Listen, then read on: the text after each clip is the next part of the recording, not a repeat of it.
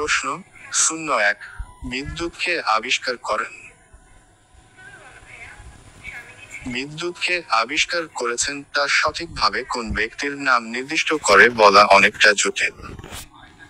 তবে 18 শতকের মাঝামাঝি সময়ে আমেরিকান বিজ্ঞানী বেঞ্জামিন ফ্রাঙ্কলিন প্রথম বিদ্যুতের ওপর ব্যবহারিক গবেষণা শুরু করেন। কিন্তু এ সময় নিরবিচ্ছিন্ন বিদ্যুৎ পাওয়া যেত না। শুধু সাময়িক সময়ের জন্যই বিদ্যুৎ ব্যবহার করা যেত। 1840 সালে আবিষ্কৃত টেলিগ্রাফ ও ব্যাটারির মাধ্যমে চালানো হতো। এরই মাঝে ফ্যারাডের একটি আবিষ্কারের সূত্র ধরেই 1831 সালে ডায়নামো আবিষ্কার করা হয়।